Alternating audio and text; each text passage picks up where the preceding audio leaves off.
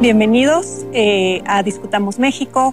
Hoy vamos a platicar sobre este periodo muy complicado de nuestra historia, que la historia ha consagrado como el periodo heroico de la Reforma, que va de 1853 a 1876, en el que vamos a ver distintos regímenes, vamos a ver una guerra civil terriblemente cruenta, vamos a ver una intervención extranjera y un gobierno monárquico impuesto por el Imperio francés.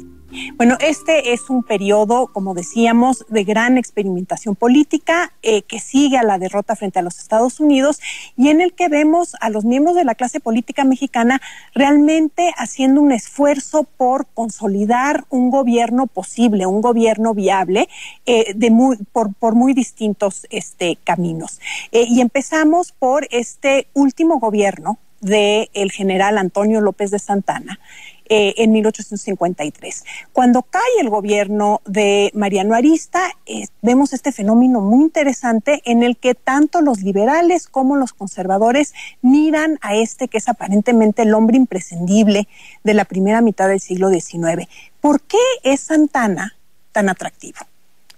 Porque ante los fracasos de los distintos gobiernos desde que México se emancipó, en 1821 habían intentado repúblicas federales, repúblicas centrales, dictaduras con el mismo Santana.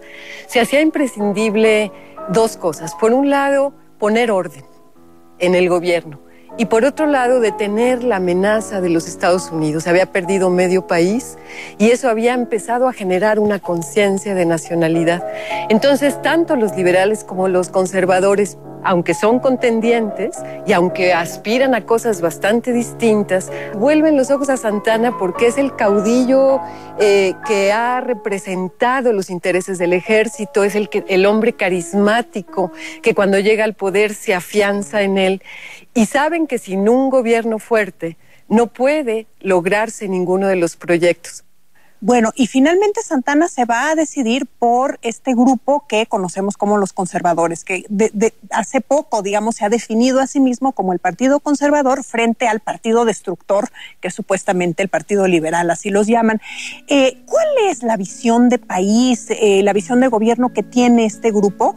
Y bueno, ¿qué tanto compagina con la de este general? Los conservadores son muy claros a partir de una carta que le escribe Lucas Alamán, que se la entrega a Haro y Tamariz para que en el momento en que Santana pise el puerto de Veracruz reciba esa carta. Él viene de Turbaco, de su destierro. Y entonces Lucas Alamán le dice, bueno, vamos a ser muy claros. Nosotros queremos que no haya elecciones. Nosotros queremos que no haya un gobierno de una república federal. Nosotros no queremos ayuntamientos electivos. Nosotros lo que queremos es un progreso material con colonización de trabajadores católicos. Queremos también una nueva división política que acabe con el nombre de los estados y que se establezcan departamentos dentro de un proyecto más centralizado. Pero Santana al mismo tiempo le pide su opinión a Miguel Lerdo de Tejada. O sea, quiere saber cuál es el proyecto de los liberales en ese momento. Y entonces le dice, bueno, pues estamos dominados por la anarquía, las aduanas marítimas están invadidas de contrabando, los caminos son inseguros, el filibusterismo es una amenaza tremenda con los que invaden por el norte y quieren independizar Sonora y Baja California. Tenemos un enorme problema con los indios bárbaros que atraviesan la frontera y que asolan a las propiedades de los norteños, y una agricultura deficitaria, menciona el analfabetismo, o sea, los grandes problemas que estaba viviendo México. Pero Santana simplemente recibe esa exposición de principios de los liberales y se decide por el proyecto de los conservadores, porque es un proyecto que tenía una parte visible, una renovación de la administración pública con mucha racionalidad del derecho y sobre todo del fomento a las mejoras materiales, pero por otro lado porque había una cuestión secreta. Veían ese gobierno como un expediente pasajero para que fuera el camino hacia definir cuál era la forma de gobierno que México tenía que adoptar. Y esa forma de gobierno para los conservadores era la monarquía.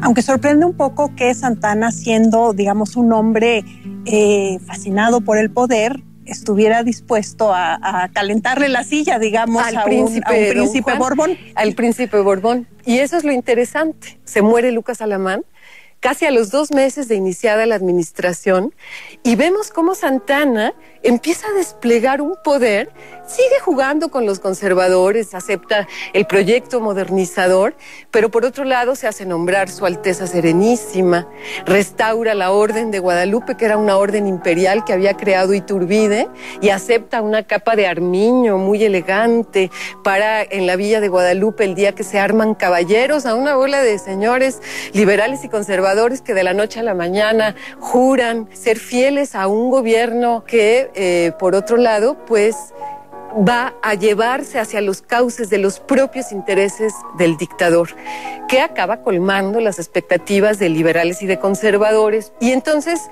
surge esta revolución a la cual se van a unir después muchos otros grupos a lo largo y a lo ancho del país, que están en contra de los altos impuestos que ha puesto Santana, de la venta del territorio a los Estados Unidos, de la dilapidación de ese dinero.